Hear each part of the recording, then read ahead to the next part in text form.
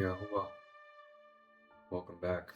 In this video, we are going to be diving into a topic of the historically controversial teacher Sha'ul of Tarsus. This video will begin a large collection of detailed information about the background, hidden genealogy, philosophical ideology, training, rhetorical teachings, and the history of Sha'ul of Tarsus. Disclosure for the entire collection of videos regarding Sha'ul. These sections on Sha'ul are interconnected to the previously released videos, but due to its revelatory nature, it was important that I jumped ahead a bit and finally decided to look into this controversial topic that the Kadash Ruach of Yahuwah was leading me to look into for most of the last year, actually. So I decided to dive deep into this head first and heart wide open, to be broken or built up, or both. Honestly, the nudge from Yahuwah Alua was getting so intense within the last several months now. Needless to say, I had been dodging this topic and even trying to make sense of the things that didn't add up because I didn't want to accept the alternative conclusion. I don't just like to take my thoughts and set them in stone with no solid ground to hold on to a belief that I have or set it in place, So I had to collect my thoughts, organize them concisely, and then research for weeks, even months, and look at the evidence before I had a solid foundation. Then and only then can I believe something to be undoubtedly true, and in this case, I can't be any more straightforward. This has been a serious wake-up call for me. I'm just here to share with you what I found. It is highly encouraged, as always, that you research for yourself the topics that are presented here in this series of videos, that you check it against secular history. But most importantly, you compare everything that you will hear to the true Dabar, or word of Yahuwah. That means the Torah, the Nabim, or prophets, the Katubim, or the writings, and the writings of the 12, and Brit Hadasha, which means the renewed covenant, and the words of Yahushua Mashiach himself. See if anything that there is that I say is contradictory to Hadabar of Yahuwah, the word of Yahuwah. Test every word against it. Yahuwah instructed us to do so. The 12 encouraged it also. This is an in-depth historical analysis, and we're just going to jump right into it here.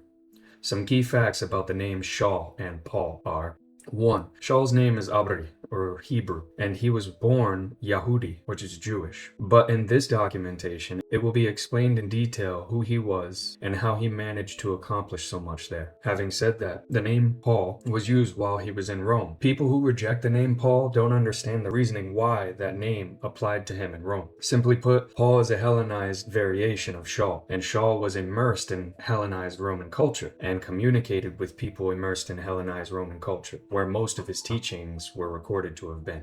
Number 2, in Rome, where Christianity was established under the Universal Catholic Church, the written accounts of and about Sha'ul were combined in with the Tanakh and the accounts of the 12 emissaries and Revelation. These were collectively translated from Koine Greek into Latin by order of that Universal Catholic Church. And skipping through highly important historical facts to get to the main point here, that collection was translated into English, which was also mass-produced and made available everywhere. The copied collection in mention is none other than the King James Version. Now, there is no endorsement intended. KJV is only cited for historical reference here. In the KJV, in Acts chapter 13 verse 9, Sha'ul was referred to as Paul, emphasizing Sha'ul's recognition of that identity. The use of the name Paul by Sha'ul will make better sense by the end of section 8.3. At the Qumran caves, the Universal Church confiscated scrolls, translated and released copies of the hidden books, which are known as the Apocrypha.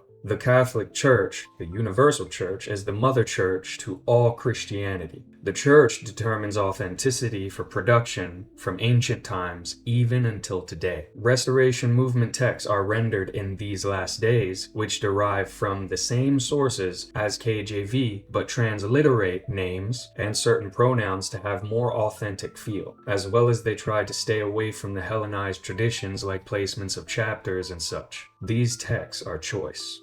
Here are a few of them. RSTNE, Scriptures, Sefer, Scriptures. And I'll just show you this one also. Basically, this is the larger copy of this one. The reason why this has been bedazzled and removed is because that word right there actually means, well, you got to go look that up for yourself. This isn't about that. So within most of these Restoration Movement copies, as it has been shown in Acts chapter 13, verse 9, it still shows that Sha'ul's name was also called Paul. However, it's important to note that some of these texts which have been removed have been added into these Restoration texts, and some of them should not have been added, while others were never meant to be separated. But this section is not meant to uncover other sections prematurely. Most of all texts available today render that verse the same, and they are mostly all derived from the same sources. Therefore, it is apparent that both Paul and Sha'ul historically represent the same figure, and even Sha'ul acknowledged himself as both for a specific reason. However, since Sha'ul is Yahudi, the name Sha'ul will be used in these pertaining sections about him, with the exception of the term Pauline, which will also be used and is reserved for specific uses moving forward. Abri, or Hebrew, words are made up of symbols which represent distinct sounds, but also have deep meaning associated with the symbols. Abari names, places, and things always tell a story or make a statement that expresses what or who is associated with it in context. What do Abari symbols in Sha'ul's name represent?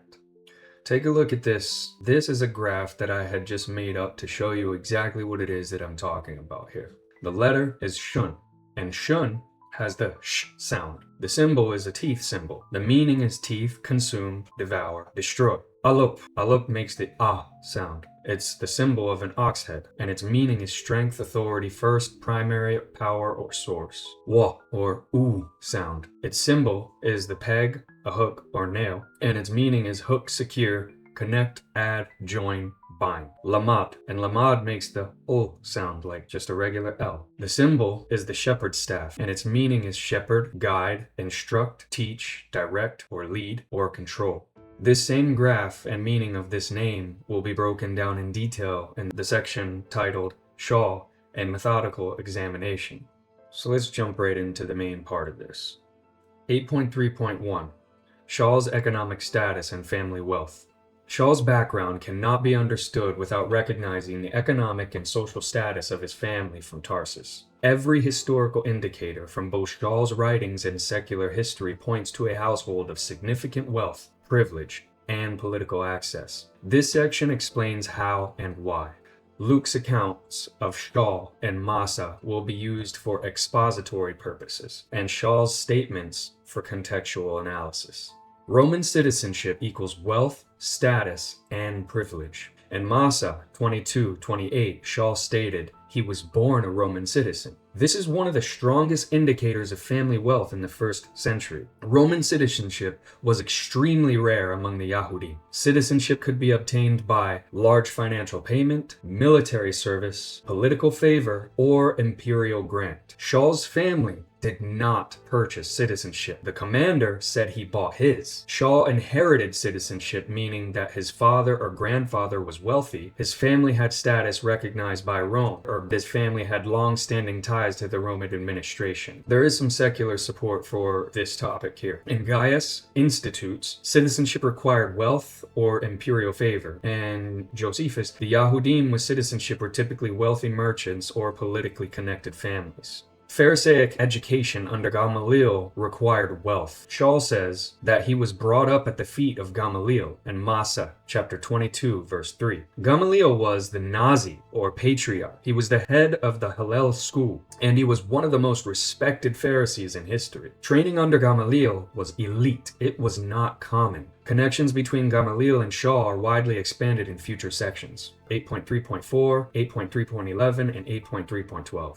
Requirements for this level of education were wealth to live in Yerushalayim, wealth to study full-time, wealth to support travel between Tarsus and Yerushalayim, and wealth to access scrolls, scribal tools, and rabbinic instruction. This implies Sha'ul's family was not merely comfortable, they were upper class. Tarsus was a wealthy, intellectual, commercial center. Strabo, Geography 14:5-13, describes Tarsus as a major center of philosophy, wealthy, cosmopolitan, filled with schools and libraries and academies, and it was more devoted to learning than Athens or Alexandria. Tarsus was also a free city which was autonomous under Rome. It was a hub of trade routes, and it was a center of textile production, especially silicium, which is goat hair cloth. And it was also a home to many wealthy Yahudim. This environment explains Sha'ul's Greek fluency, his exposure to Stoic and rhetorical schools, and his family's ability to travel and operate in multiple cultures. All these topics are expanded in future sections of 8.3. How Yahudi families in Tarsus gained status.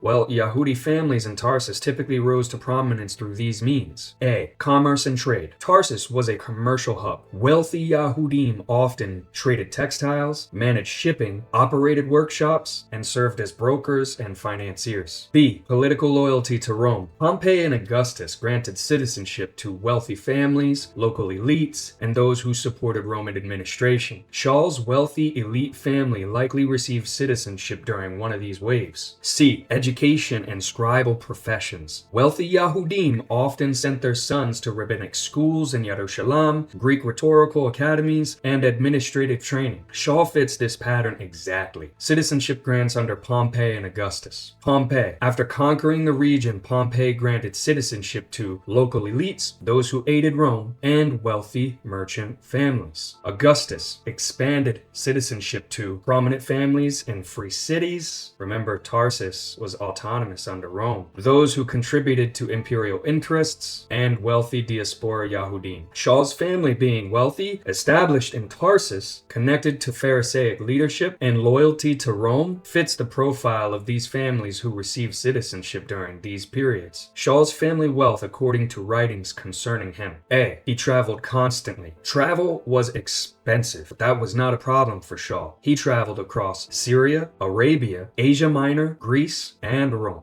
B. He had Roman legal knowledge. He stood before Roman courts with knowledge of their legal structure. Roman legal knowledge was typical of wealthy families. C. He had scribal training. Scribes were elite. They were not poor by any means. D. He had multilingual ability. This required much education and years of training. This is expanded also in later sections. E. He had access to high priestly authority. Only someone of status could obtain letters from the high priest. The letters retrieved to martyr the followers of Yahushua Mashiach, Summary. Sha'ul's family belonged to the upper class of Tarsus, a wealthy and intellectual city described by Strabo as surpassing Athens in devotion to learning. His inherited Roman citizenship, rare among the Yahudim, indicates that his father or grandfather received citizenship through wealth, political loyalty, or imperial favor during the grants of Pompey or Augustus. His elite Pharisaic education under Gamaliel required significant financial resources, as did his multilingual training and extensive travel. Yahudi families in Tarsus typically gained status through commerce, trade, and cooperation with the Roman administration, and Sha'ul's family fits this profile precisely. His wealth and status explain his mobility, education, and access to the high priesthood.